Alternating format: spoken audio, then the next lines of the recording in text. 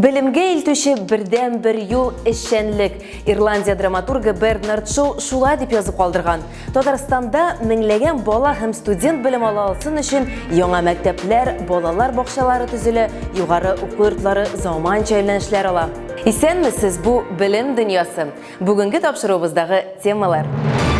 Беренче қоңғырау. Татарстанда ничә яңа мәктәп үз укучыларын каршы алачак? Үз куллары белән кайсы вузда студентлар шәһәр тарихының бер өлешенә үрелә? Белемнәр материалләшә. Россиядәге укучы кызга ни өчен люкс класслы автомобиль бүләк иттеләр?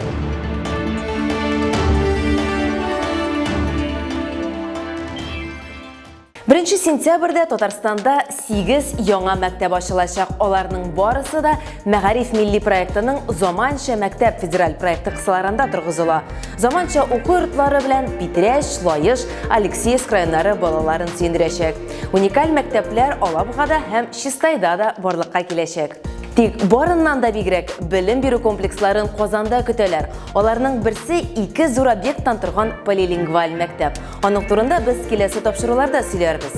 Бүген белем дөньясы тамашачыларына 1000нән артык укучы өчен бүген иртәгә ишекләрен ачарга тиешле яңа мәктәпкә махсус экскурсия үткәрәчәкбез. Ул кайда урнашкан һәм нәрсәсе белән үзенчәлекле? Эльвира Зинатуллина сөйләп китәр.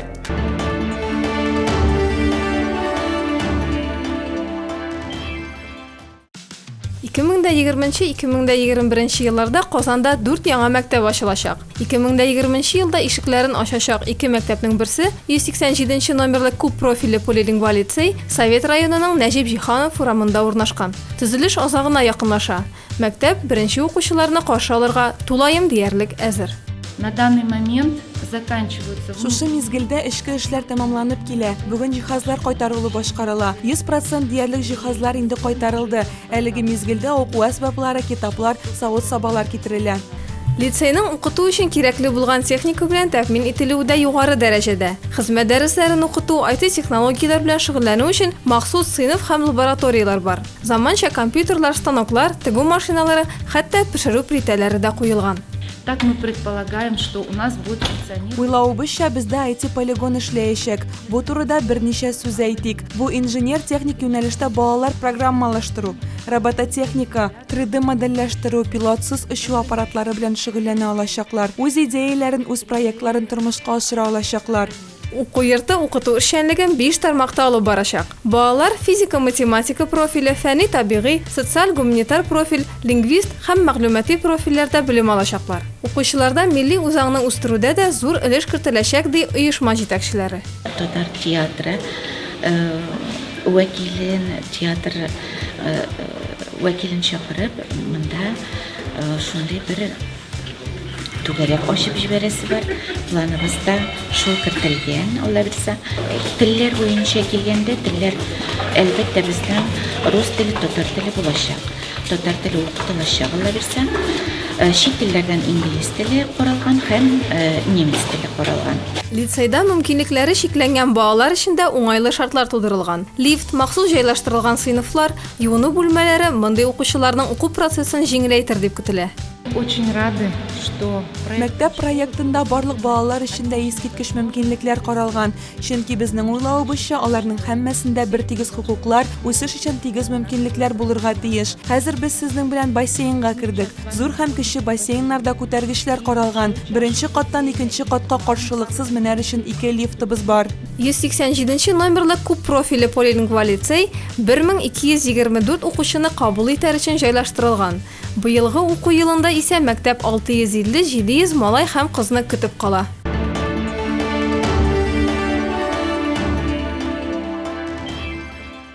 Төзелеш тармагының иң кирәкле белгечләрен кайда әзерлиләр һәм ничек итеп иҗади шәхесләр яраткан башкалаларының шәһри йөзендә үз идеяларын тормышка ашыра алачак.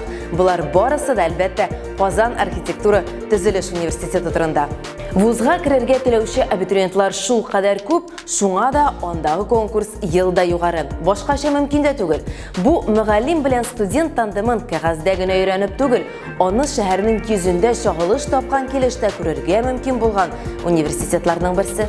Казан архитектура төзелеш университеты белгечләре һәм студентлары иҗат коллективлары проектлары буенча Татарстанның күп кенә скверлары һәм ишек аллары яңартылган.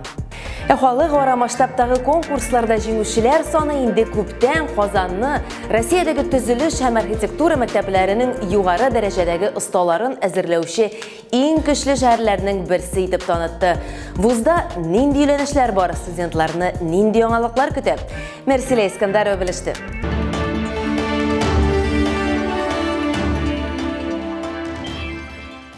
Казан югары төзелеш һәм архитектура университетында иң кирәкле һөнәрләргә өйрәтәләр. Әнә бу елда гаризалар кабул итү бер генә минутка да тынмый. Безнең максатыбыз безнең университетка югары баллы күп кеше килергә тиеш һәм без аның өчен эшлибез. Һәм монда әйтергә кирәк, менә бу елның спецификасы шул пандемия дияргә кирәк. Шуңа күрә без һәр дистанцион формада кабул итәбез. Ул безнең өчен яңа эш түгел, ул эшне без матур алып барабыз. Биредә төзелеш комплексы торак коммуналь хуҗалык һәм юл төзелеше өчен кадрлар әзерлиләр. Чит ил вәкилләре дә әлеге университет белән кызыксыналар. Чөнки архитекторлар һәм төзүчеләрнең таланты, аларның профессионализмы һәрвакыт югары дәрәҗәдә бәяләнә. Университетта мөмкинчелекләр дә гаять күп. Уку корпуслары, лабораториялар, тулай тораклар, спорт комплекслары, стадион, ашханә, техник белем бирү үзәге. Барысы да студентларны чыныста итеп чыгару өчен. Безнең укып чыккан студентларыбызның киләчәктә эшләре булачак. Алар аны беләләр, алар аңлыйлар, эш бар икән, бакча бар, торырга урын бар, гаилә. Университетта профессияләр чиксез. Җаның кайсын теле шунсын сайлап ала аласың. Архитектура, төзелеш, дизайн, информацион системалар һәм технологияләр, транспорт процесслары технологиясе, җир өсте транспорт технологик комплекслары, менеджмент, уникаль бина, Корылмалар төзү белгечлеге. Татарстанлылар Казан югары төзелеш һәм архитектура университеты студентлары булдырган күп кенә объектларны күрә ала. Татарның бөек композиторы Салих Сайдашевның мәдәни үзәктә тәкъдим ителгән портреты, Комсомольск күлен төзекләндерү, Кояш сәләтле балалар өчен мәктәп интерьеры булдыру, Казан гаилә үзәген төзекләндерү, онкология диспансерын реконструкцияләү. Буларның барысында әлеге университетны тәмамлаган студентлар башкарганнар. Биредә тагын күп кенә профессиялар алып чыгарга була. Төзелеш һәр вакытта булачак, архитектура, төзелеш төрле направлениедә шулай бит. Өйләр төзергә, юллар төзергә, күперләр төзергә. Булар барсы да безнең направление. Кыдату ел сайын Рәсәй күләм узган югары уку йортларында кабул итү сыйфаты рейтингы буенча иң яхшы архитектура төзелеш вузы эшлегенә кереп бара. Студентлар олимпиадалары һәм чыгарылыш квалификация эшләре конкурслары нәтиҗәләре буенча һәрвакыт беренче. Университетта Татарстан һәм Россия архитектура җәмәгатьчелеген, шулай ук күп кенә чит ил архитекторларын, реставраторларын, урбанистларны җәлеп итү үзәге бар. Анда белем бирү һәм фәнни семинарлар, кызыклы кешеләр белән очрашулар, презентацияләр, конкурслар, архитектура һәм шәһәр төзелешенең әйдәп баручы белгечләре лекцияләре, иҗади кичәләр үткәрелә. Иң креатив проектлар туа, көтелмәгән идеялар тормышка ашырыла. Магистратурада укыган вакытта алар шул ук вакытта эшлиләр. Көндез эшлиләр, кич белән без аларга һәр көнне 2 пары дәрес үткәрәбез. 95-97% магистрлар һәрберсе безнең эшлиләр. Университет бүгенге заман таләпләреннән калышмый, социаль челтәрләрне дә актив алып баралар. Иң популяры исә Instagram. Һәр укытучы үз юнәлешен пропагандалый. Университет тормышыннан иң актуаль яңалыклар, абитуриентлар өчен иң кирәкле мәгълүматлар анда. Университет дистанцион режимга күчкәч, бу бигрәк тә популярлашкан. Абитуриентлар белән аралашу, сорауларына җавап бирү актив алып барыла. Бер яктан дистанцион формат ул начар. Чөнки кеше безгә килеп, безнең белән аралашып, ул информацияны җиңелрәк аңлый. Әмма дистанцион формат икенче яктан ул бик әйбәт дип әйтеп була, чөнки төрле кешеләр төрле яктан, Дальний Востоктан, Новосибирскидан, бүтән шәһәрләрдән җиңелрәк гаризаларны бирә ала дистанцион форматта. Казан югары төзелеш һәм архитектура университетын тәмамлаган студентларга бер кайчан да эш бетмәс. Чөнки төзелеш өлкәсе безгә һәр вакыт һәм һәр кайда кирәк. Авылдамы син шәһәрдәме анысы мөһим түгел. Әлеге уку йортын тәмамлаган студентларның киләчәктә үз юлларын тапмый калганнары юк әле диләр.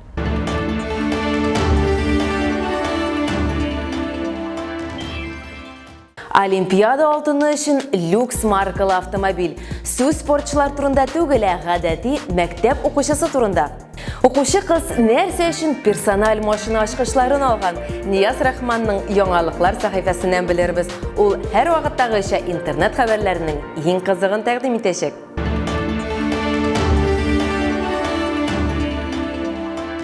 Сәлем дуслар, бір атна вақыт ортада қалған, әйінді бақсаң, июль ойын тамамлап біз августқа даяқ басқанбыз. Эх, вақыт деген, каникуллардың небары бір айығына қалып бара бейт. Бүгінгі шығарылышта 96 яшілік студент қоқында да сөйлербіз. Бұл хақта олға таба.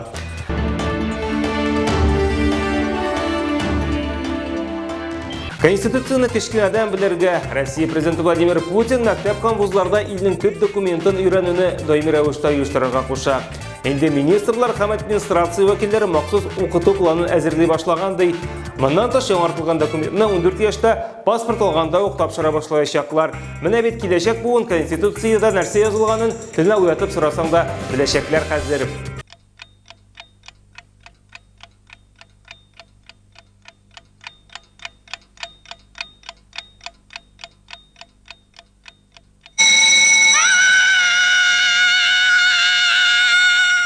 Петухов, зачем так бурно реагировать на звонок? Сейчас всех отпущу с радостью. Олимпиадада жеңгән өчен машина бу бәхет спортчыларга гына түгел, физика белгечләренә дә елмая. Сүз Мәскәү өлкәсендә яшәүче Алиса Бугрова хакында. Әлеге кыз мәктәп укучылары арасында физика буенча Европа күләм олимпиадада алтын медаль яулый. Уңышлы губернатор Андрей Воробьев шулай ук югары бәяли. Алинаның өр-яңа Мерседес машинасы бар хәзер. Менә бит зур җиңү, зур бүләккә алып килә. Это вообще что? Вот так? 100 яшькә җиткәндә дипломлы белгеч Италиядә яшәүче Джузеппе Патерна филология һәм тарих белгече булу бәхетенә ирешә. Ул уку йортын 96 яшендә тәмамлый һәм Италиядә иң өлкән студент булып таныла. Аның 2 баласы һәм 4 оныгы бар. Ләкин хыялын чынга ашыру теләге максатыннан читләштерми. Джузеппе Патерна имтиханны мөмкин булган 110 балга тапшыра. Менә сиңа мә дигән. Signor Paterno Giuseppe, la Commissione ha approvato il suo esame di laurea con la votazione di 110 su 110 e la lode. Мәктәпкә яраткан кием белән әйе озакламый күп кенә мәктәп укучыларының хыялы чынга ашарга мөмкин. Илнең сәнәгать министрлыгы яңа мәктәп формалары буенча стандарт нормаларын әзерли. Аның нигезендә бомбер, свишот һәм худиларга яшел ут кабынырга мөмкин. Имеш белгечләр бу төр киемнәр укучылар өчен уңайлы, укымалары составы балаларның тәне өчен кулай дип саный. Түгел стандартлар әле ноябрь аенда гына кабул ителергә мөмкин. Кем белә, бәлки укучыларның хыялы чыннан да чынга ашар. В новом сезоне в моду входит брюки и клеш, так что переодевайтесь. То есть как? А бриджи? Я что, снова что-то перепутала? Ну, мода это всегда непросто. Маша и Медведь мультфильмы үзенең рекордлар коюын дәвам итә. Чираттагы сораштыру шуны күрсәтә, анда дөньяның 43 иленнән 60 меңнән артык бала катнашкан. Бу рейтингта безнең мультфильм 5нче урынны ала.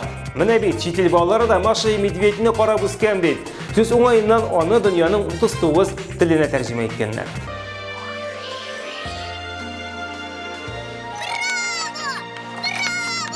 Бүгінгі менә шулар иде. Очрашырбыз.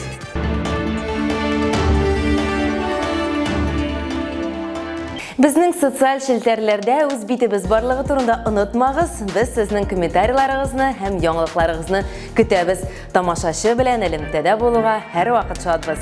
Яңарыш чорының француз язучысы һәм фәлсәфәчесе Мишель де Монтень белемгә омтылыштан да табигыйрак омтылыш юк дигән.